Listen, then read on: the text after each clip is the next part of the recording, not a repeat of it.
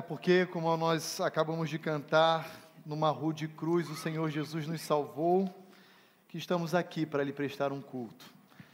É por isso que nós nos reunimos semana após semana para aprendermos da sua palavra e vivermos para o louvor da sua glória.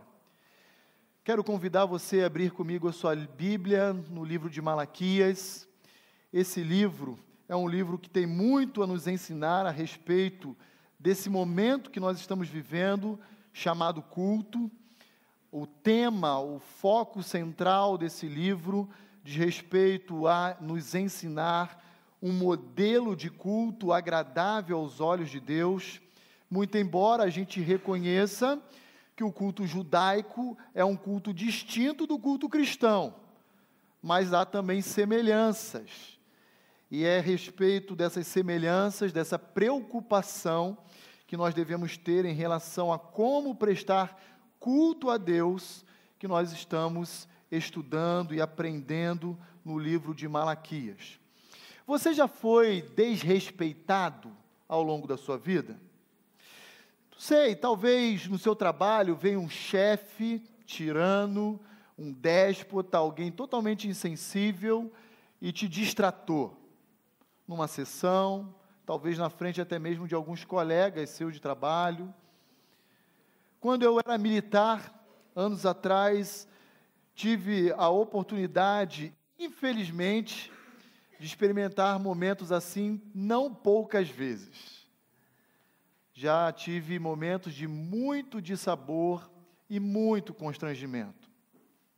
Talvez se você é pai, você é mãe, e seus filhos ainda pequenininho, você falou, eu preciso passear, relaxar um pouquinho, eu vou almoçar fora. E você foi com eles para uma praça de alimentação. E eles ainda muito bebê, começaram a espernear na hora que você botou no cadeirão. E você não sabia onde meter a cara, de tamanho desrespeito contra a sua autoridade. Como você se sente quando é desrespeitado?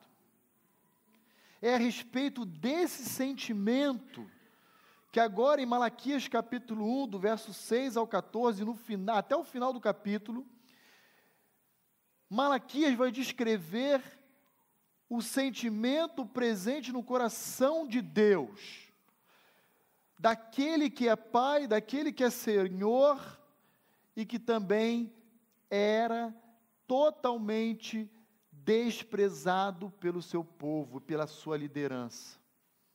Esse é um discurso duro, extremamente firme, e que deve gerar em nossas mentes e em nossos corações uma reflexão profunda sobre a nossa atitude também de culto.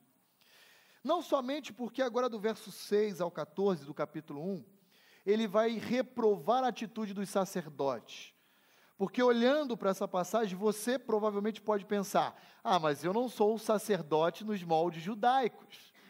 Portanto, essa passagem não é, ou não teria quaisquer aplicações para a minha vida. O ledo engano. Porque 1 de Pedro 2,9 afirma que todos nós somos sacerdotes desse reino de Cristo Jesus. Vós, porém, sois raça eleita, sacerdócio real, nação santa, povo de propriedade exclusiva de Deus, a fim de proclamardes as virtudes daquele que vos chamou das trevas para a sua maravilhosa luz. Portanto, um dos lemas, inclusive, da reforma protestante, diz respeito ao sacerdócio universal do crente. Todos nós somos agora esse mediador entre Deus e os homens. Antigamente, na velha aliança, o sacerdócio tinha por ofício fazer e desempenhar esse papel, de pegar o povo e ajudá-los nesse relacionamento com Deus, através da mediação do sacrifício de animais, por exemplo. E agora, então, Deus nos chama a todos nós sermos sacerdotes diante do mundo. A estrutura do verso 6 ao verso 14 segue a mesma do verso 1 ao verso 5. E ela será a mesma de todo o restante do livro. Deus irá declarar o seu amor ao seu povo. O seu povo, por sua vez, de uma forma cínica, sarcástica, hipócrita, vai questionar Deus desse amor, e Deus então vai reafirmar o seu amor para com o seu povo. Foi assim dos versos 1 a 5, lembra? Eu vos tenho amado. E o povo diz, como o Senhor nos ama? Estamos passando fome, necessidades, limitações. O Senhor diz que nos ama, e Deus diz, eu amo sim. Eu decidi amar Jacó e aborrecer a Esaú. E a resposta e a evidência desse amor de Deus recai exatamente na doutrina da eleição, como Malaquias nos profere aí a partir do verso 2 em diante. Mas eu gostaria de convidar você a acompanhar comigo o verso 6 ao 14 na leitura que iremos realizar nesse momento, olhando exatamente para o culto desprezível, para o culto lamentável, para esse culto que, na verdade, Deus vai nos ensinar que era tudo o que estava sendo realizado, menos culto. Deus não o reconhece como sendo culto. Então, olha comigo o que essa passagem vai nos dizer. O filho honra o pai e o servo ao seu senhor. Se eu sou pai, onde está a minha honra? E se eu sou o Senhor, onde está o respeito para comigo? Diz o Senhor dos Exércitos a vós outros. Ó sacerdotes, que desprezais o meu nome. Vós dizeis, e que desprezamos nós o teu nome? Ofereceis sobre o meu altar pão imundo, e ainda perguntais, em que te havemos profanado? Nisto que pensais, a mesa do Senhor é desprezível. Quando trazeis animal cego para o sacrificardes, por acaso isso não é mal? E quando trazeis o coxo ou o enfermo, não é isso mal? Ora, apresenta-o até o governador. Acaso terá ele agrado em ti e te será favorável? Diz o Senhor dos Exércitos. Agora, pois, suplicai o favor de Deus que nos conceda a sua graça. Mas, com tais ofertas nas vossas mãos, aceitará ele a vossa pessoa, diz o Senhor dos Exércitos. Tomara houvesse entre vós quem feche as portas, para que não acendesseis debalde o fogo do meu altar. Eu não tenho prazer em vós, diz o Senhor dos Exércitos. Nem aceitarei da vossa mão a oferta. Mas desde o nascente do sol até o poente, é grande entre as nações o meu nome. E em todo lugar lhe é queimado incenso e trazido ofertas puras, porque o meu nome é grande entre as nações, diz o Senhor dos Exércitos. Mas vós o profanais quando dizeis, a mesa do Senhor é imunda. E o que nela se oferece, isto é, a sua comida, é desprezível. E dizeis ainda, que canseira! E me desprezais, diz o Senhor dos Exércitos, vós ofereceis o dilacerado e o coxo e o enfermo. Assim fazeis a oferta. Aceitaria eu isso da vossa mão, diz o Senhor? Pois maldito seja o enganador, que tendo um animal sadio no seu rebanho, promete e oferece ao Senhor um defeituoso. Porque eu sou grande rei, diz o Senhor dos Exércitos, o meu nome é terrível entre as nações. Senhor, nós nos colocamos diante da Tua presença uma vez mais, para rogar ao Senhor nesse momento que a Tua palavra nos ensine, nos desafie, nos transforme, gere em nossos corações humildade, honestidade, para avaliar a maneira como temos Te adorado. Senhor, tem misericórdia de nós. Não queremos ser enxergados por Ti como os sacerdotes da geração de Malaquia era enxergado e percebido pelo Senhor. Queremos, como um sacerdote universal, oferecer a Ti um culto verdadeiramente agradável. Por isso, Senhor, nos ensine, abra os olhos da nossa mente, do nosso coração, para reconhecer o Teu santo ensino e nos apropriarmos deles em nossas vidas. Eu te peço isso por mim, pela Tua igreja, em Cristo Jesus. Amém. Deus agora migra o discurso dele, que foi direcionado no início do seu livro para o povo, agora apenas para uma parte, um segmento do povo. E quem é esse público-alvo da profecia de Malaquias agora? Apenas os sacerdotes.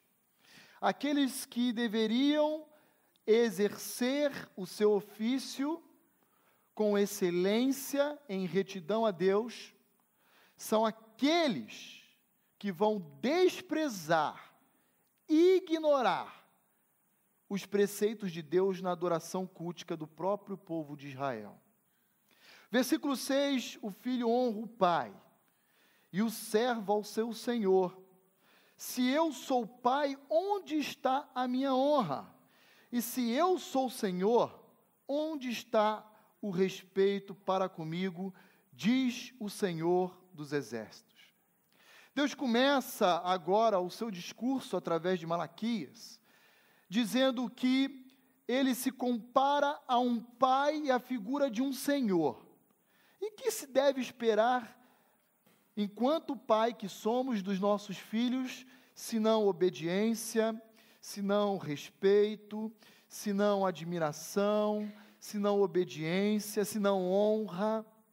O que se deve esperar de um senhor, dos seus servos, se não as mesmas coisas? Mas não eram essas as coisas que aqueles sacerdotes estavam oferecendo ao próprio Deus.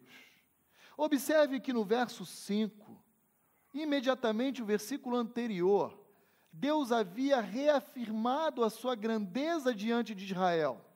Ele diz: eu sou grande mesmo fora dos limites de Israel. Em outras palavras, como vocês, que devem liderar o meu povo, agem pior do que eles. Agem com indiferença, agem com desdenho, agem com desprezo em relação à minha pessoa. A declaração de Deus é: eu sou o pai de vocês, eu sou o Senhor de vocês. E a resposta cínica, a resposta hipócrita, ou melhor, a pergunta que os sacerdotes fazem a Deus, são: em que nós te havemos profanado? Como nós estamos te desprezando, ó Deus? E sabe qual é a grande marca do cinismo? É que Deus sabe como o homem pensa. E Deus diz: é nisso, versículo 7, que vocês pensam: a mesa do Senhor é desprezível. Vocês falam comigo como se vocês não soubessem da minha indignação contra vocês. Mas no interior do coração de vocês, vocês estão muito seguros que a maneira como vocês me enxergam é me desprezando. Daí então, nós precisamos nos atentar para uma verdade que deve nortear a prestação do nosso culto a Deus. Eu gostaria de chamar a sua atenção ao dizer que a maneira como nós adoramos comunitariamente a Deus, numa expressão de um culto público, demonstra exatamente o valor que damos ao Deus que o cultuamos. Quando você vai presentear uma pessoa que você ama e admira, Você olha para o seu orçamento, você mede esforços em comprar algo que seja caro? Certamente não. Se couber dentro do seu orçamento, você quer honrar, você quer abençoar, você quer dizer do seu apreço por essa pessoa. Mas sabe como os sacerdotes da tribo de Judá estavam fazendo com o próprio Deus? Olha lá comigo o versículo 14. Maldito é o enganador, que tendo um animal sadio no seu rebanho, o que eles fazem? Eles prometem e oferecem ao Senhor um animal defeituoso, doente. Olha o valor que aqueles líderes estavam atribuindo ao Deus Criador de todas as coisas. Aquele que há um século antes, mais ou menos 100 anos antes, havia trazido do cativeiro babilônico para reconstruir a cidade, reconstruir o muro e abençoar o povo. Olha a maneira como os sacerdotes estavam tratando o próprio Deus. E eles estavam perguntando: em que nós estamos desprezando o Senhor? E aí Deus diz, lá no verso 7, alguns exemplos. Olha, eu quero lembrar vocês que vocês me desprezam quando oferecem no meu altar um pão imundo. Deixa seu dedo aí em Malaquias, rapidamente, e vai comigo lá em Levítico, capítulo 24. Olha uma das maneiras que Deus estabeleceu em Israel, como ele queria ser adorado pelo povo. Olha lá, Levítico capítulo 24, versos 5 a 9. Olha lá como Deus estabeleceu que deveria ser o culto em Israel. Também tomarás da flor de farinha e dela cozerás 12 pães, cada um dos quais será de 2 dízimas de um efa, a medida dessa flor de farinha. E os porás em 2 fileiras, 6 em cada fileira, sobre a mesa de ouro puro, perante o Senhor. Sobre cada fileira, porás incenso puro, que será para o pão, como porção memorial. Isso é uma oferta queimada ao Senhor.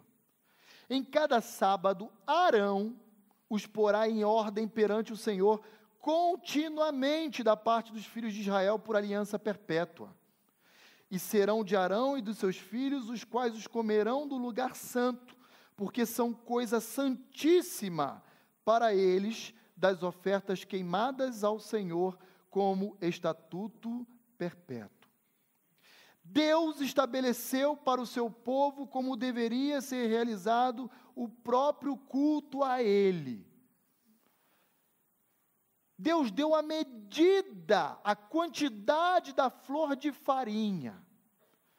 Disse: com essa quantidade vocês vão fazer 12 pães e vão colocar em 2 fileiras, sobre uma mesa de ouro puro, vocês vão colocar incenso e vai ter esse aroma a queimar, e isso vai me agradar.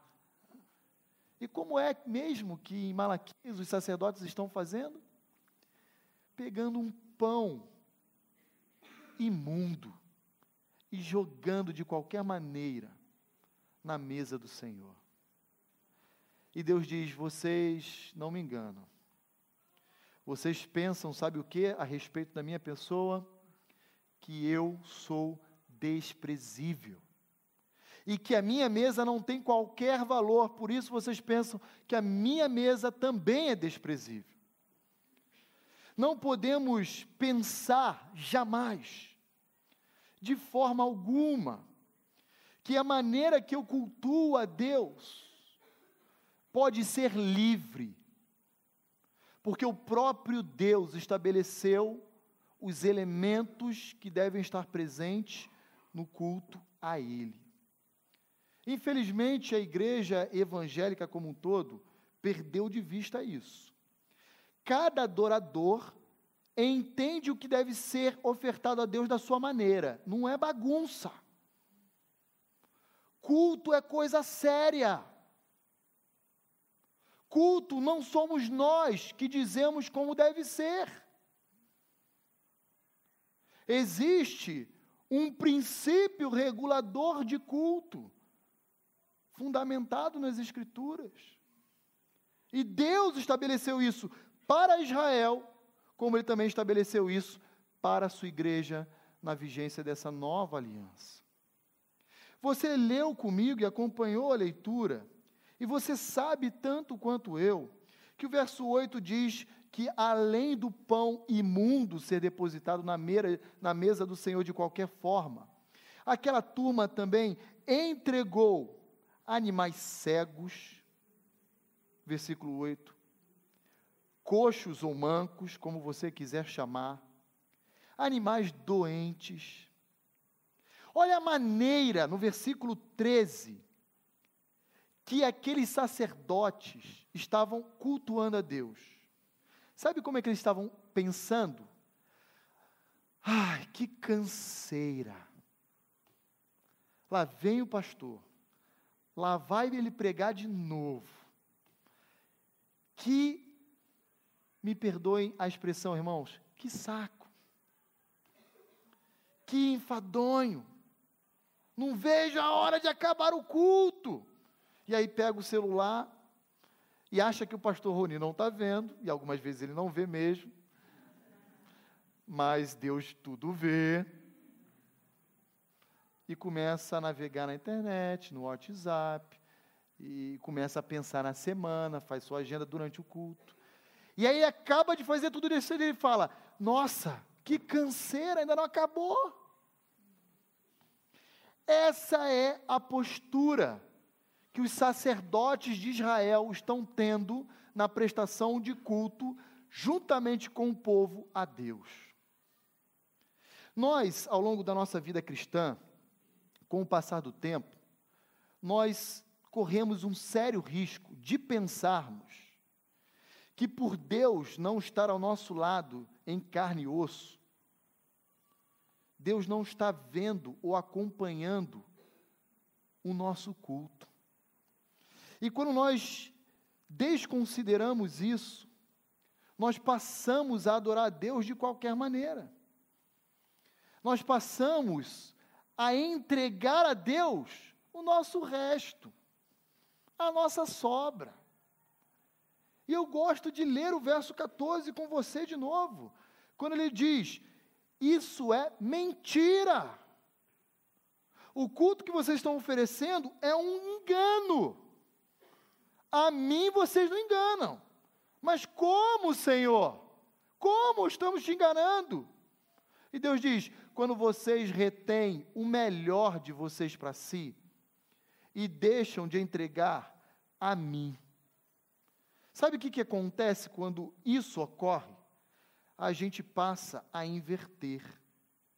Quem passa a ser adorado sou eu e não Deus. Não existe neutralidade.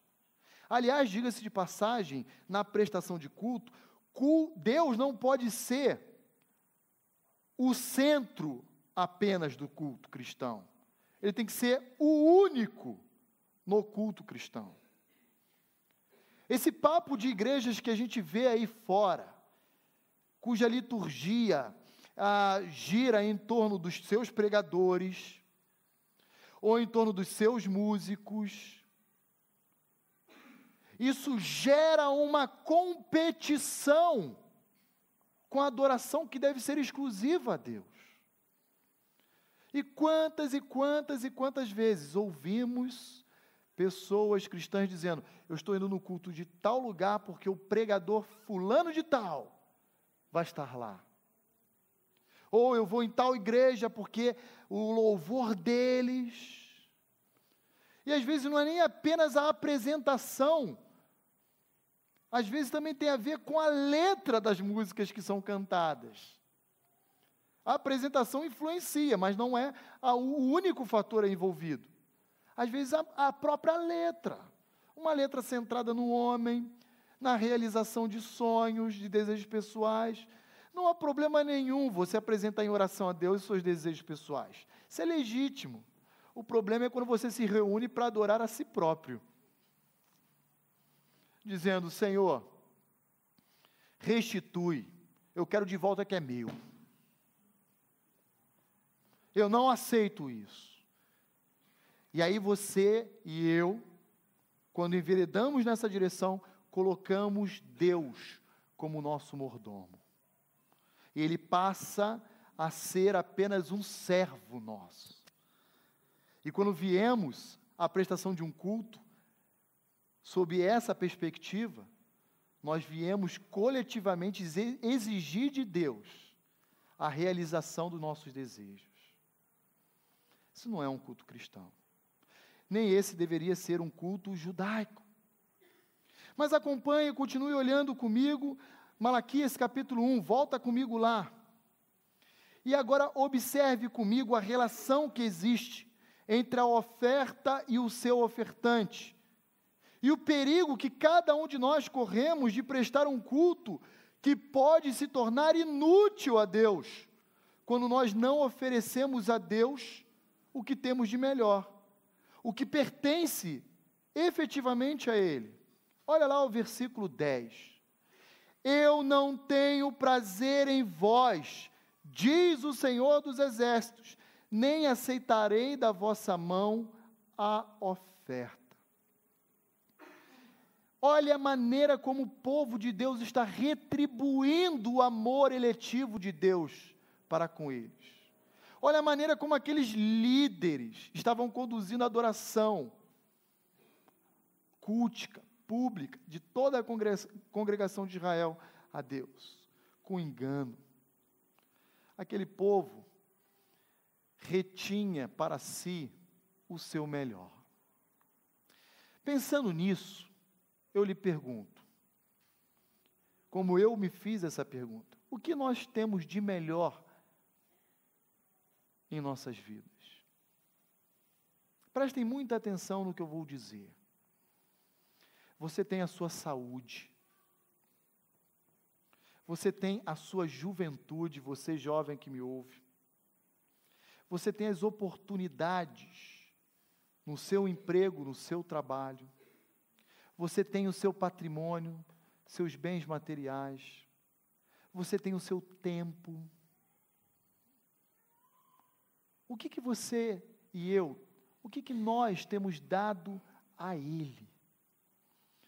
Será que de fato, verdadeiramente o nosso melhor? Ou será que estamos entregando a Ele o nosso resto? Olha, é interessante a expressão que Malaquias utiliza, ou melhor, Malaquias apenas transmite essa palavra, essa sentença pronunciada pelo Senhor aos sacerdotes, quando ele diz o seguinte, no versículo 8, faz o seguinte, pega essa tua oferta e apresenta ao teu governador, a tua autoridade humana. Vai lá ver com eles se eles vão aceitar essa porcaria. Mas muitas vezes, em prol do partido contra o legalismo, as pessoas caem num liberalismo e dizem assim, eu posso ir para a igreja, bermuda, chinelo, boné, chupando pirulito, mastigando bala, da forma mais livre e reverente possível. E aí eu te pergunto, se apresenta um juiz aí no Tribunal de Justiça, para ver se ele vai te receber em uma audiência assim. Você já pensou nisso? O pastor Roni é legalista, porque ele está falando que tem que vir, então, bem arrumado para a igreja. Eu estou afirmando isso mesmo, mas não estou afirmando isso fruto da minha impressão, não. Estou falando disso pautado em Malaquias 1:9. O nosso melhor tem que ser dado a Deus. A melhor roupa, o melhor tempo,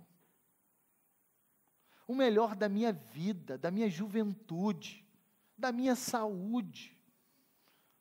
Lembra aqui que o apóstolo diz, jovens, eu vos escrevi porque sois fortes e tendes vencido o mal. Aí sabe o que o jovem fala? Não os jovens da Igreja Batista Vida Nova. Não, pastor, sou muito novo. Eu preciso fazer minha faculdade, depois eu preciso fazer minha pós-graduação, eu preciso construir minha carreira, eu preciso casar e para isso eu preciso de um patrimônio. No final, você não deu nada para Deus em termos de tempo, saúde, vigor. Você deu a sua sobra. Se deu também, né? Se tiver dado. Olha como que deveria ser aquela oferta do povo. Volta comigo em Levítico, capítulo 22. Agora. Olha como Deus prescreveu, como deveria ser dado a oferta a ele. Capítulo 22 de Levítico, a partir do verso 17. Uma das verdades que os livros dos profetas nos ensina é que eles não descrevem nada novo. Eles sempre se remetem à lei e às alianças, para deixar registrado as suas obras e os seus ensinos, suas exortações. Então, olha lá que Deus prescreveu como oferta cultica a ele para o povo de Israel. Levítico 22, a partir do verso 17. Disse mais o Senhor a Moisés: falarão e aos seus filhos e a todos os filhos de Israel, e dize-lhes: qualquer que da casa de Israel ou dos estrangeiros em Israel apresentar a sua oferta, quer em cumprimento dos seus votos, ou como ofertas voluntárias, que apresentar ao Senhor em holocausto, para que seja aceitável, oferecerá macho, sem defeito, ou do gado, ou do rebanho de ovelhas ou de cabras. Porém, todo aquele que tiver defeito, esse não oferecereis, porque não seria aceito a vosso favor. Quando alguém oferecer sacrifício pacífico ao Senhor, quer em cumprimento de voto ou como oferta voluntária, do gado ou do rebanho, o animal deve ser sem defeito, para ser aceitável. Nele não haverá defeito nenhum. O cego, ou aleijado, ou mutilado, ou ulceroso, ou sarnoso, ou cheio de impingens, não os oferecereis ao Senhor, e deles não poreis oferta queimada ao Senhor sobre o altar. E aí quando você volta para Malaquias capítulo 1, o que você encontra? Versículo 8. Um animal cego, coxo, enfermo. Exatamente a proibição que Deus havia estabelecido na prestação de culto a Ele. Nisso os sacerdotes estavam perfeitos em observar. Observou exatamente o avesso. Fez exatamente o contrário do que Deus havia estabelecido para o seu povo. Irmãos, nós não temos licença da parte de Deus para entregarmos o nosso culto a Ele da maneira como nos convém. Não temos essa liberdade.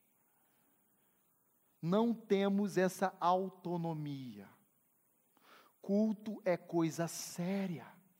Sabe por que é sério? Olha lá o versículo 10 comigo de novo de Malaquias 1. Deus prefere não ser cultuado a ser cultuado erradamente pelo seu povo. Deus literalmente está dando um grito de angústia, dizendo: tomara que houvesse entre vocês alguém que encerrasse esse culto, que fechasse as portas, não mais acendesse debaixo o fogo do meu altar. Literalmente Deus está dizendo: eu não aguento mais esse negócio. Faz assim, o último a sair, apaga, fecha as portas, apaga a luz, apaga o fogo e vamos embora. Eu não sei se você já esteve em algum ambiente onde você não se sentiu à vontade. Eu já, infelizmente, passei por isso também. Como é desagradável. Você não vê a hora de querer, acabar aquele compromisso e ir embora. Você fica angustiado, porque você fala, nossa, eu não estou sendo bem-vindo nesse lugar. Eu estou sendo ignorado pelas pessoas. Há uma ocasião, anos atrás, quando eu morava em São Paulo, eu resolvi com a minha esposa de ir em um shopping elitizado de São Paulo. Porque eu falei assim, não, eu sou pobre, eu quero conhecer o lugar onde frequentam os ricos. Falei, vamos lá uma vez, foi a primeira e última. Porque a gente estava andando pelo shopping e as pessoas estavam nos olhando de cima a baixo, assim, com desdenho, dizendo, madames andando com um cachorrinho no shopping, pegando e subindo a escada rolante do outro lado. Do outro lado. E nós só queríamos ir à sessão do cinema. Falamos, vamos pegar um cinema, amor? Vamos. Onde? Vamos naquele shopping que os ricos frequentam, porque lá eu não vou nem lanchar. Não tem nem dinheiro para comer ali. Mas pelo menos a gente tira uma onda de elegante. Para quê? Nos sentimos desprezados, ignorados. As pessoas todas olhando para a gente, de nariz em pé, a gente incomodado. Falamos, vamos entrar logo, mas faltam 20 minutos. Vamos entrar, porque esse negócio não está legal. Pelo menos lá está escuro, ninguém vê a gente. Quando acabar, a gente come lá na rua, lá fora. Deus estava com um sentimento 1000 vezes, 1 milhão de vezes maior do que esse, ao ver o seu povo prestando o culto daquela forma. Deus está dizendo, eu gostaria muito que pelo menos, se levantasse e encerrasse essa prestação de culto, porque isso não é culto, eu não reconheço isso como culto, isso é lastimável, isso é desprezível, isso é digno de ser repudiado.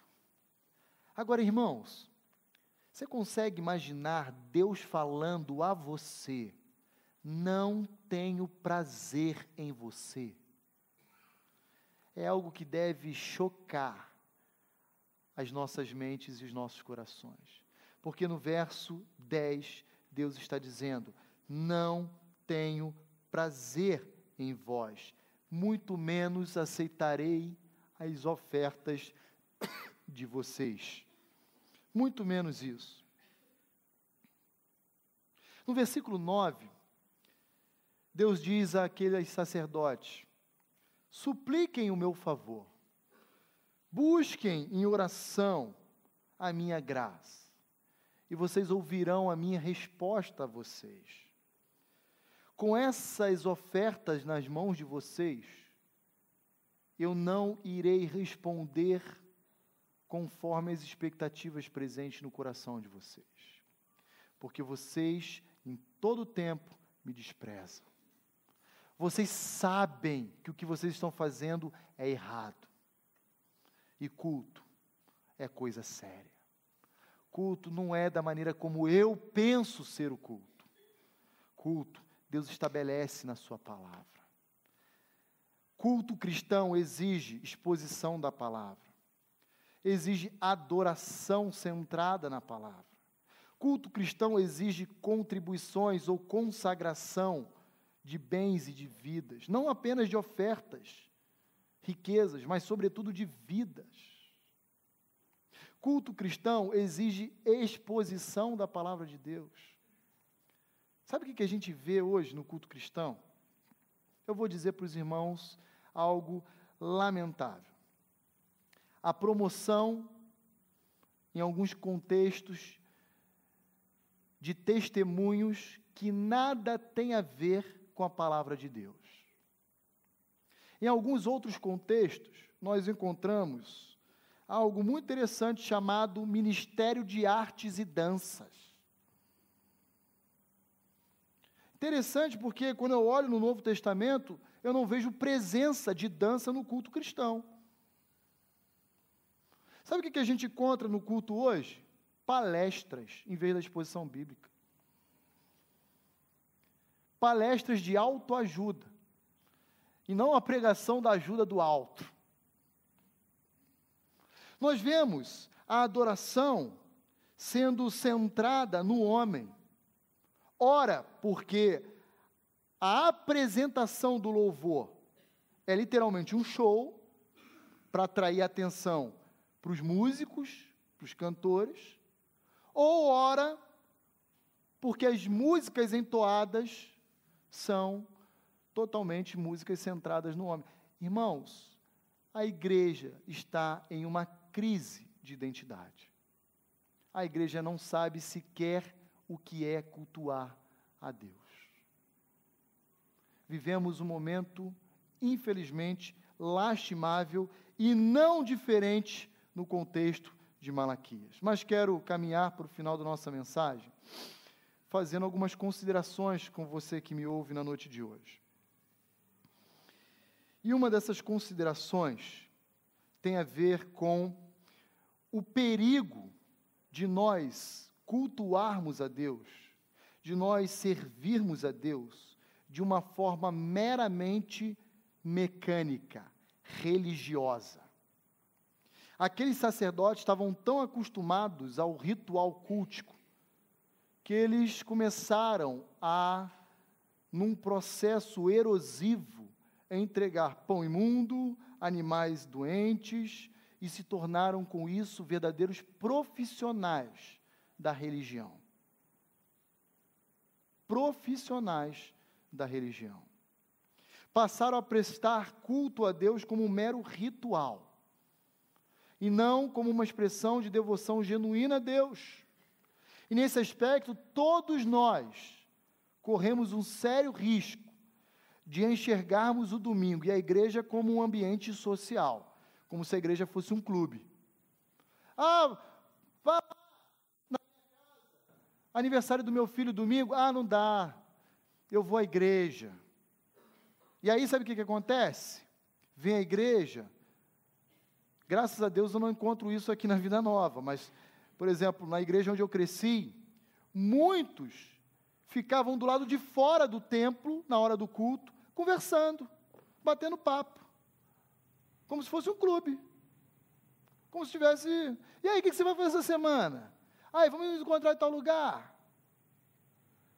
Jovens, adolescentes, adultos, ficavam na minha igreja lá no Rio de Janeiro, no estacionamento, o período do culto inteiro conversando.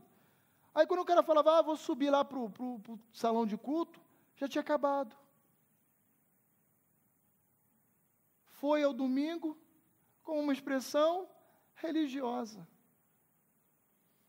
E, irmãos, quantos crentes a igreja está produzindo nesses moldes? Eu queria dizer a você que Deus está muito mais preocupado com a sua vida e com o seu coração do que aquilo que você pode fazer por Ele. Preste atenção. Nessa igreja, nenhum de nós vamos viver ativismo religioso. Não iremos fazer isso. Não iremos. Faz parte da filosofia dessa igreja, da minha filosofia no ministério pastoral, ter tempo para a família, ter tempo na igreja, ter tempo de ensino.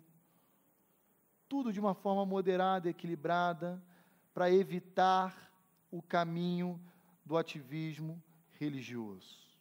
A sua vida com Deus é mais importante do que qualquer desempenho e resultado que você possa oferecer a Ele. Se você viver uma vida religiosa, você vai caminhar para o modelo de Malaquias. E culto é coisa séria. Segunda consideração, todo culto deve ser praticado conforme estabelecido por Deus. Estou enfatizando isso, queridos irmãos, Porque não raras vezes algumas pessoas me abordam e falam: pastor, por que no culto não pode ter isso? E eu digo: porque na Bíblia Deus não estabeleceu isso como elemento para fazer parte do culto cristão. Se você encontrar isso na Bíblia, você me mostra e a gente passa a adotar, mas se não tem na Bíblia, não vai ter no culto. Pode ter numa reunião de sábado, pode ter numa ação evangelística, pode ter num grupo pequeno, pode ter em outros momentos, não no culto. Culto não. Culto é diferente. Devemos cultuar a Deus da maneira que Ele nos ordenou, e não da maneira como nós achamos ser correto. E eu quero lembrar que a maneira como nós prestamos culto a Deus falará muito a respeito do Deus que nós cremos. Eu queria lembrar que no verso 11 e no verso 14, nós temos Deus dizendo, como falou na última mensagem no verso 5, que nosso Deus é um Deus grande e temível, inclusive fora dos limites do seu povo. Se você contar aí, salvo o melhor engano, aparecem nesse trecho do 6 ao 14, 8 incidências de Malaquias se referindo a Deus como o Senhor dos exércitos. Pelo menos na minha versão, é como eu a encontro. Por que ele está falando isso? 8 vezes, Senhor dos exércitos, Senhor dos exércitos. E 3 versos dizendo, eu sou grande e temível. Porque talvez a maneira como nós adoramos a Deus seja um raio-x do nosso coração. Seja exatamente uma radiografia de como nós enxergamos Deus.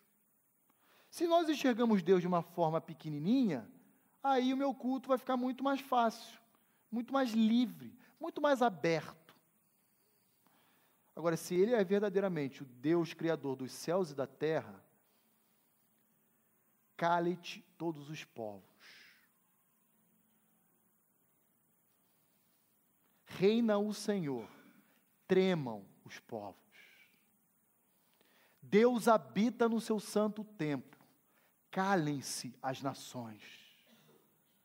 Se você crê nesse Deus, como Malaquias nos descreve, você deveria repensar a maneira como você tem adorado a Deus. Por último, mas não menos importante, Deus exige e requer não apenas a centralidade do culto a Ele, mas a exclusividade da adoração a Ele. Quando nós prestamos culto a Deus, Ele não deve ser apenas o centro, mas o único. Infelizmente, quando Israel e os sacerdotes retiveram para si o que eles tinham de melhor, eles estavam, na verdade, servindo a si próprios, adorando a criatura no lugar do Criador. Romanos 1, Paulo já nos ensinava isso também. Quem você adora? O que o fez sair da sua casa hoje e vir a esse lugar? Foi porque talvez a Igreja Batista Vida Nova seja uma espécie de um clube religioso? Ou porque você entende que o Criador dos céus e da terra, aquele que morreu na cruz do Calvário, que se fez homem, exige e espera isso de mim e de você? Infelizmente, muitas igrejas têm perdido isso de vista. E sabe como eu percebo que essas igrejas têm tratado a Deus? Ao avesso, ao avesso. Essas igrejas não oram mais o Pai Nosso, mas Deus ora ao homem o Filho Nosso. Filho meu que está na terra, santificado seja o teu nome, aí na terra como no céu, seja feita a tua vontade, e assim por diante. Cultuar a Deus é coisa séria. Vamos orar.